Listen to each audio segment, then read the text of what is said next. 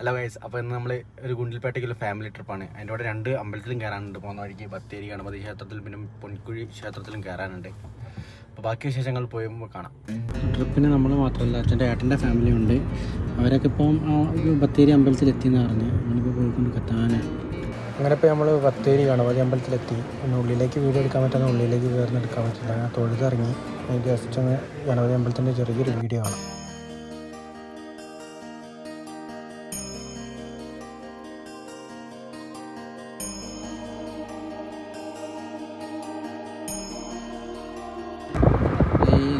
ചേർന്നിരിക്കുന്നത് പൊൻകുഴി ക്ഷേത്രമാണ്.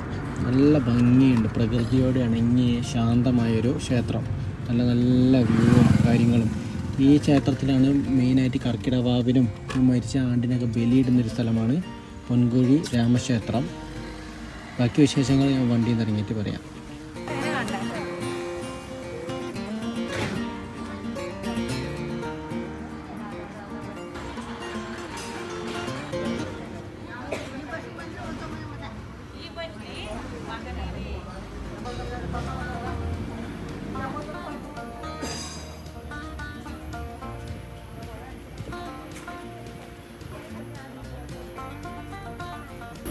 ഇതാണ് നമ്മൾ ബലിയിടുന്ന സ്ഥലം.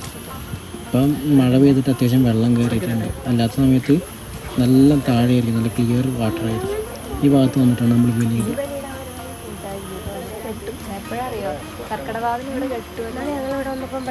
ഇവിടെ കെട്ടും.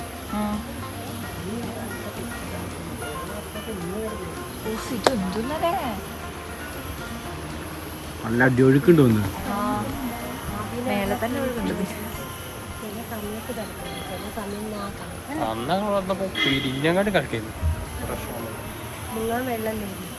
നല്ല കലക്കുവെള്ളം അല്ല, മലവെള്ളം. അതൊന്നും അന്ന് വന്ന സമയത്ത് ഇപ്പൊ മഴ പെയ്തുകൊണ്ട് നല്ല വെള്ളം അന്ന് ചളിവെള്ളമായിരുന്നു. ഇതിൽ മുങ്ങുന്ന മാത്രമേ ഓർമ്മ ഉണ്ടാവുള്ളൂ. പിന്നെ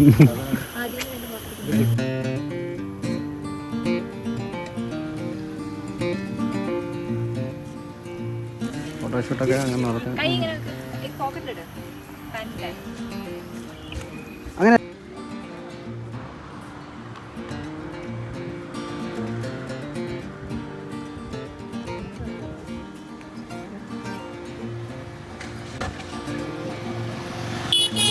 അവിടെയൊക്കെ തൊഴാനുണ്ടല്ലോ. നമ്മൾ അവിടെ നിന്ന് പോയില്ലോ.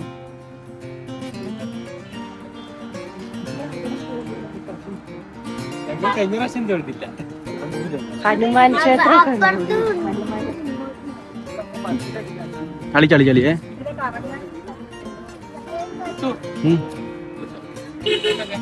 വെഡിങ് ഷൂട്ട്, പാവാടി ബ്ലൗസ് ഇട്ടിട്ട് ധാവണി എടുത്തിട്ട് അച്ഛനും അമ്മേനും പത്തൊരാള്.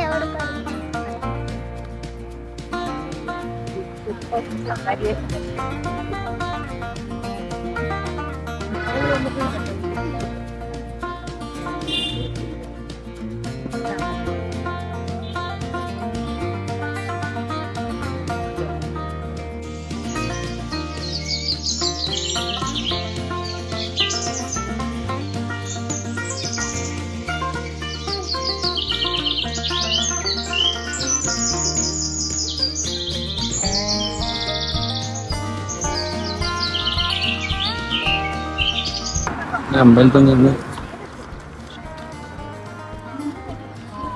വണ്ടിന്റെ കോലം നോക്കി.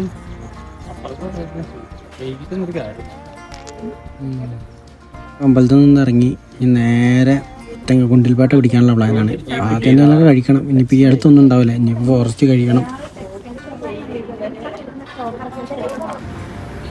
എന്താ അറിയില്ല, നല്ല ഭാഗ്യമുള്ളതുകൊണ്ട് പോകുന്ന വഴിക്ക് ഒരു മാനിനെ പോലും കാണാൻ പറ്റില്ല. അല്ലെങ്കിൽ എപ്പോഴും ഇവിടെ മാനും ഇതൊക്കെ ആയിരിക്കും. ഇന്നിപ്പോൾ മാനും ഇല്ല, ആനയും ഇല്ല, കുരങ്ങനും ഇല്ല. കുരങ്ങ ഉണ്ടായിരുന്നു കേട്ടോ. ഭാഗത്ത് ചെറുതായിട്ടൊരു ബ്ലോക്ക്, ഒരു 2-3 മിനിറ്റിൻ്റെ ചെറിയൊരു ബ്ലോക്ക്. 20 ഉറുപ്പ്യൻ്റെ പിടിക്കാൻ വേണ്ടി.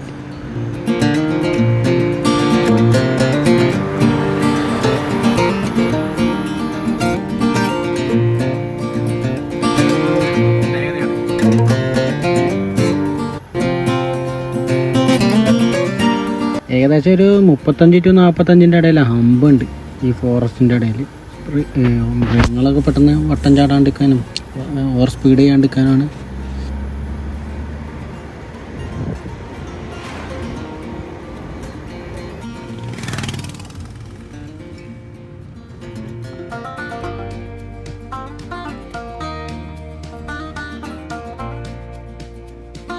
ഫോറസ്റ്റ് കഴിഞ്ഞപ്പോൾ തന്നെ കേരളത്തിലെങ്ങാടി കൂടുതൽ വണ്ടികൾ കർണാടകയിലുണ്ട്, കേരളം വണ്ടികൾ. കാരണം ഫുള്ളും മലയാളികളാണ്. അവ പൂന്തോട്ടം കണ്ടപ്പോഴത്തേക്കും കയറി വന്നിടത്തിന് എല്ലാവരും നിർത്തി, ഫുള്ള് മലയാളികൾ. എല്ലാ വിശപ്പുണ്ടായിരുന്നു. അപ്പോൾ ആദ്യം കണ്ട മലയാളി ഹോട്ടലിൽ തന്നെ കയറ്റി നിർത്തി. അങ്ങനെ ഞാനും അപ്പവും ചേച്ചിയൊക്കെ കഴിച്ച ബിരിയാണി കഴിച്ച്, ബാക്കിയുള്ളവരെല്ലാവരും ഊണ് കഴിച്ച്. ഞങ്ങൾ ഫുഡൊക്കെ കഴിച്ചിട്ട് അങ്ങനെ ഇറങ്ങി. ഇനി അടുത്ത അമ്പലക്കുളത്തിലേക്ക് പോവാണ്. കൊണ്ടുവന്നു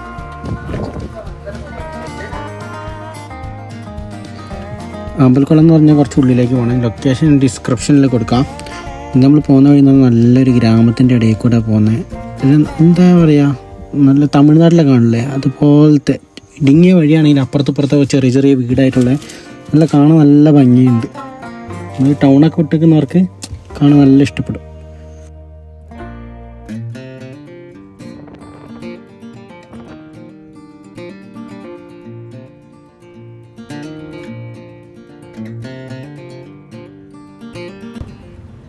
കറക്റ്റ് ഗ്രാമത്തിലെത്തി പോകണം, കാണാൻ തന്നെ വേണം അല്ലേ. ഇതാണ് സ്ഥലം.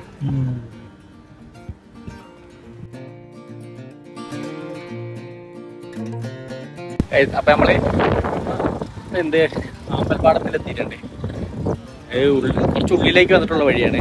അപ്പോൾ ലൊക്കേഷൻ ഞാൻ ഡിസ്ക്രിപ്ഷനിൽ പിൻ ചെയ്യാം. അതിലേക്ക് ഇറങ്ങണ്ടേ നമുക്ക്?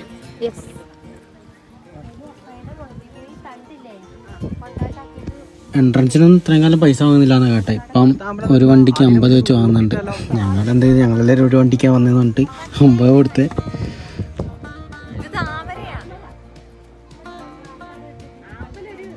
മലയാളികൾ വന്നതുകൊണ്ട് എന്താ കയ്യെത്തിനടുത്തൊന്നും അമ്പലമില്ല. എല്ലാ ആൾക്കാർ പറിച്ചുകൊണ്ട് പോയി. ഒരു ഫോട്ടോ എടുക്കാൻ പോലും ഒരു അമ്പലം കിട്ടിയില്ല. എല്ലാം ദൂരെ, വെള്ളത്തിന് നടുവില്ല, ഇറങ്ങാനും പറ്റില്ല. ആ ഒരവസ്ഥയായിരുന്നു.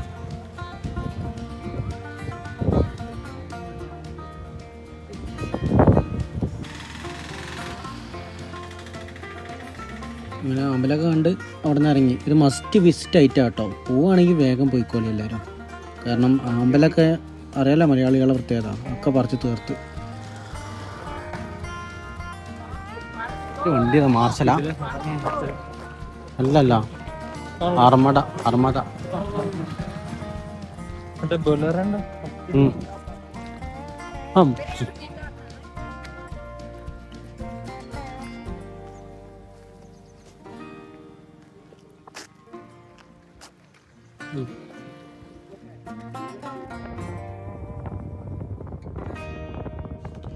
അമ്പലത്തോട്ടത്തിലേക്ക് പോയില്ലേ, മെയിൻ റോഡിൽ നിന്ന് ലെഫ്റ്റ് തിരിച്ച് അതിൻ്റെ നേരെ ഓപ്പോസിറ്റ് റൈറ്റിലേക്ക് തിരിഞ്ഞാൽ നല്ല സൂര്യകാന്തി തോട്ടത്തിലേക്ക് പോകാൻ പറഞ്ഞിട്ട് ലൊക്കേഷൻ അയച്ചിരുന്നു അപ്പൂൻ്റെ ഫ്രണ്ട്.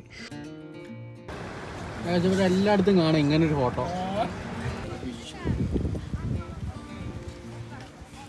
ഞങ്ങൾ ചെണ്ടുമല്ലി തോട്ടത്തിലേക്ക് എത്തി. തോട്ടത്തിലേക്ക് ഇറങ്ങുന്ന സമയത്ത് കുറേ അത്യാവശ്യം തിരക്കുണ്ടായിരുന്നു. ഇറങ്ങിക്കഴിഞ്ഞ് ഞങ്ങളിറങ്ങി ഒരു 5-10 മിനിറ്റ് കഴിഞ്ഞപ്പോഴത്തേക്ക് അത്യാവശ്യം ആൾക്കാരൊക്കെ പോയി. പിന്നെ ഞങ്ങൾ മാത്രമായി. നല്ല രസമായിരുന്നു കേട്ടോ. ഫാമിലിയായിട്ട് വരാൻ പറ്റിയ മസ്റ്റ് വിസിറ്റ് ഐറ്റമാണ്. നല്ല ഭംഗിയുണ്ട്. നല്ല മൈൻഡൊക്കെ റിലാക്സ് ചെയ്ത്. ക്യാമറയിൽ എത്രത്തോളം ക്ലിയറിൽ കാണാൻ പറ്റും എനിക്കറിയില്ല. കണ്ണുകൊണ്ട് കാണുമ്പോൾ അത്രയ്ക്കും ഭംഗിയാണ്. ഗൈസ് എങ്ങനെയുണ്ട് ചെണ്ടുമല്ലി പാടം? ഇതിലേക്ക് കയറിയിട്ടാണ്. ഇതിൻ്റെ ഈ ലൊക്കേഷൻ ഞാൻ പിൻ ചെയ്യാം. നിങ്ങൾ എന്തായാലും വിഷ്വലൊക്കെ ഒന്ന് കണ്ടു നോക്കി. കണ്ണുകൊണ്ട് കാണുന്ന ഫോണിൽ കിട്ടുമോയെന്നറിയില്ല. നല്ല രസമുണ്ട് കാണാൻ. മലയിലൊക്കെ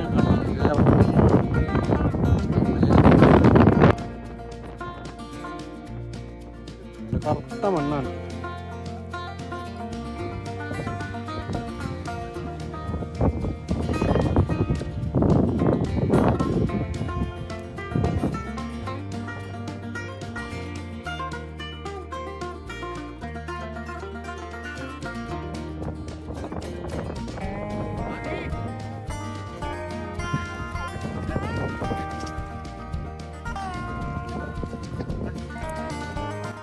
ഇത് ഓണത്തിലേക്കുള്ള പോവാ? ഓണത്തിലേക്കുള്ള പോവാ? ഓണം ഉണക്കാനല്ല, ഓണമല്ലേ ഓണം. ആ ഇനി ഓണം ഈ മാസം ലാസ്റ്റ് ആവുമ്പോ.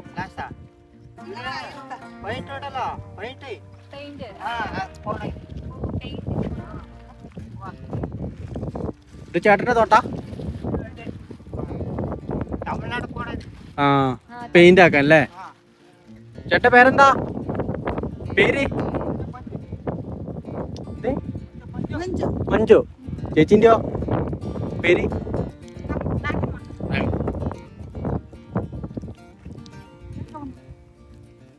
കുറച്ചൊക്കെ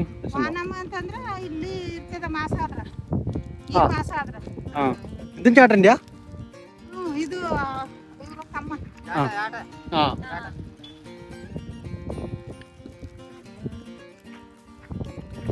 മഞ്ഞപ്പൂ ഇല്ല? മഞ്ഞപ്പൂ അല്ല, മഞ്ഞ ചെണ്ടുമല്ലിയില്ലേ? മഞ്ഞ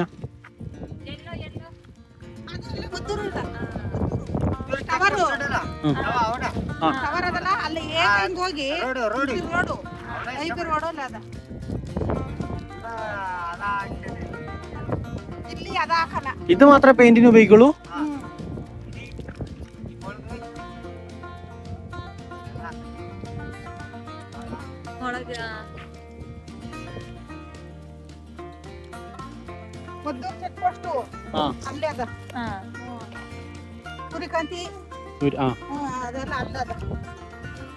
ನಿಮ್ ಕಡೆ ಫುಲ್ಲು ಅಲ್ಲಿ ರೋಡ್ ಎಲ್ಲ ಫುಲ್ಲು. ഈ ചാക്കിന് എത്ര രൂപ കിട്ടും? ഒരു ചാക്ക് കിലോയ്ക്കാ പൈസ? ചാക്കിന് കിലോക്ക് എത്ര?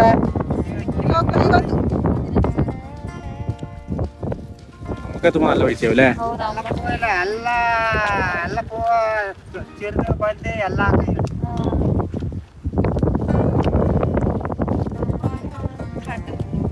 അവിടെ ചെല്ലാക്ക ഇത് വാന ഉണ്ടല്ലോ, അത് നല്ല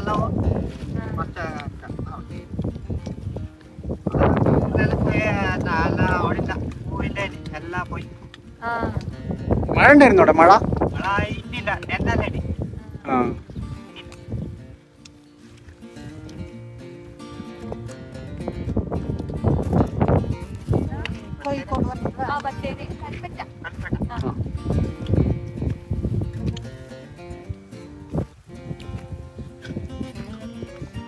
ഗൈസ്, അപ്പോൾ ഈ പൂവൊക്കെ പോകുന്നത് ഓണത്തിലേക്കല്ല, ഇതൊക്കെ പെയിന്റിനുള്ള പൂവാ.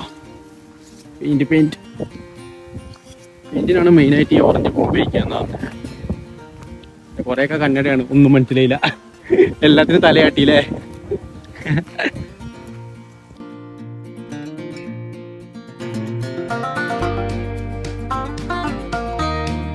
ഒരു സൈഡിൽ മുളക് കൃഷി, ഒരു സൈഡിൽ ചെണ്ടുമല്ലി കൃഷി. അപ്പോൾ ചെണ്ടുമല്ലി തോട്ടം കണ്ടു. ഇനിയിപ്പോൾ ഇവിടെ നിന്ന് ഇറങ്ങി അടുത്ത സൂര്യകാന്തി തോട്ടത്തിൽ പോയേക്കാം. സൂര്യകാന്തി ഉണ്ടാവുമെന്ന് അറിയില്ല, നോക്കി നോക്കാം. ഉള്ളിൽ കൃഷിയാണ്.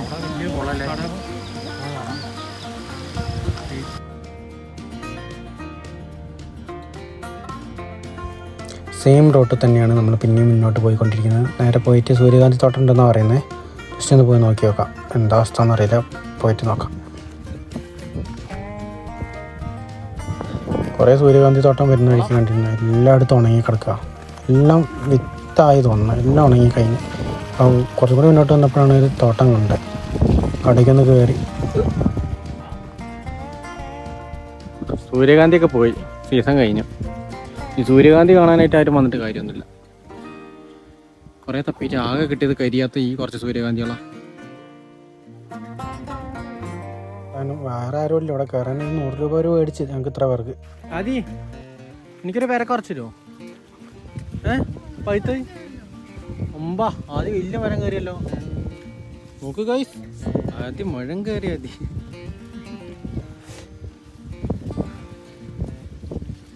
വലുതുണ്ടോ പേരക്ക? പഴുത്തല്ലോ.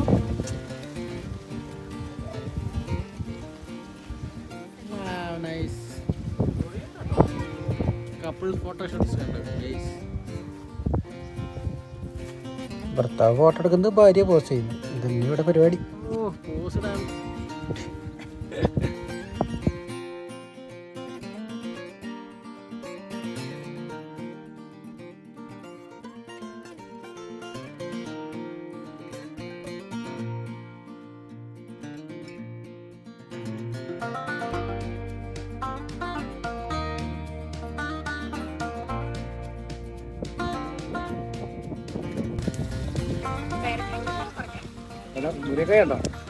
നമ്മളെ മലയാളികളുടെ പ്രത്യേകത എവിടെ കൊണ്ടായാലും മുരിങ്ങച്ചപ്പ് ഇപ്പൊ കർണാടകയിൽ വന്നിട്ട് മുരിങ്ങച്ചപ്പ് വറക്കേണ്ട അവസ്ഥ. ചീര ചപ്പ് ഇതൊക്കെയാണ് നല്ല കുമ്പ്. എന്റെ വേക്കാ എന്റെ വേക്ക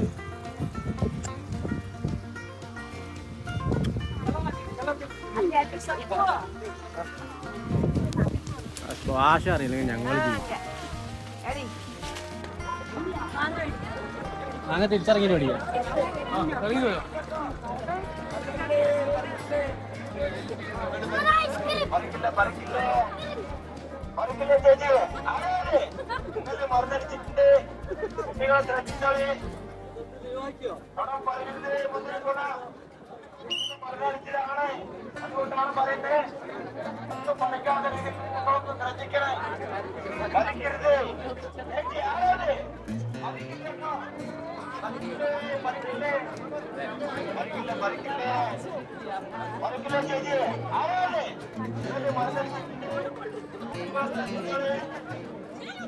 ടെക്നോളജി മാറി അല്ലേ? ടെക്നോളജി മാറി. പണ്ടൊക്കെ ആൾക്കാർ ഒച്ചട്ട് ചെയ്യാണ്ട്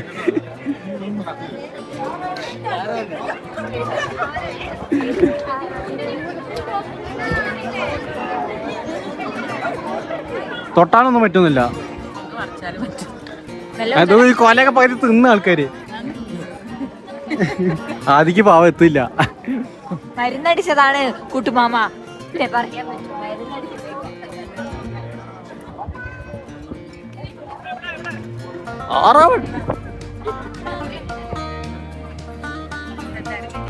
അതൊരു കാര്യമാണ്. അവരത് മലയാളത്തില് റെക്കോർഡ് ചെയ്ത് വെച്ചാൽ കൂടിയല്ല.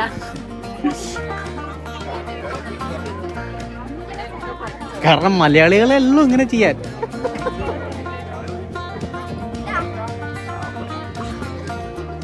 എന്നാലും ഒരു കൊലയൊക്കെ പറിക്കാൻ 100 രൂപ കൊടുത്താലേ.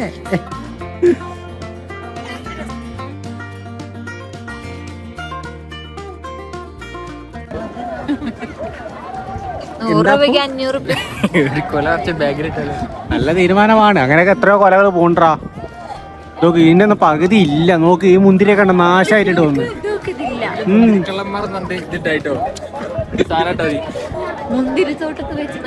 നടന്നത് കണ്ടാൽ നിങ്ങൾ മുന്തിരിത്തോപ്പിൽ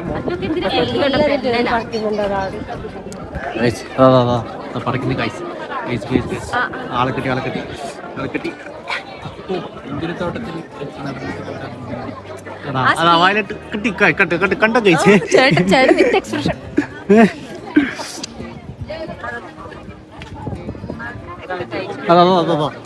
അടുത്ത കേസ്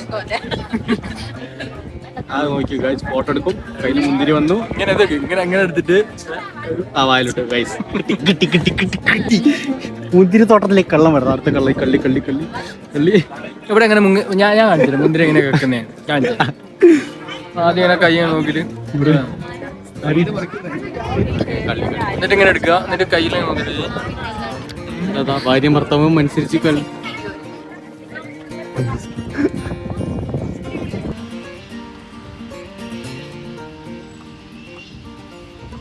മുന്തിരിത്തോട്ടത്തിൽ ഭയങ്കര തിരക്ക് കാരണം അവിടെ പോലീസൊക്കെ വന്ന് ഇങ്ങനെ വേഗം പോകാൻ പറഞ്ഞു. അങ്ങനെ അവിടെ നിന്ന് ഇറങ്ങി അവിടെ നേരെ വിട്ട് വയനാട്ടിലേക്ക് തിരിച്ചു വരുമ്പം ഫോറസ്റ്റിൽ ചെറിയ മഴയൊക്കെ ഉണ്ടായിരുന്നു. അങ്ങനെ തിരിച്ചെത്തിയപ്പോൾ രാത്രി ഒരു 7 മണിയായി ബത്തേരി. പിന്നെ ഞങ്ങൾ കഴിഞ്ഞ് വീട്ടിൽ പോയി ഉണ്ടാക്കലുണ്ടല്ലോ വിചാരിച്ച് ഞങ്ങൾ നേരെ ബത്തായിസിൽ കയറി ഫുഡ് കഴിച്ച് നേരെ അവിടെ നിന്ന് ബായ് പറഞ്ഞു. എല്ലാവരും ചാനൽ സബ്സ്ക്രൈബ് ചെയ്യുക, ലൈക്ക് ചെയ്യുക, ഷെയർ ചെയ്യുക, കമൻറ്റ് ചെയ്യുക. എങ്ങനെയായതൊന്നും അറിയില്ല, എന്നാലും ക്ഷമിക്കുക.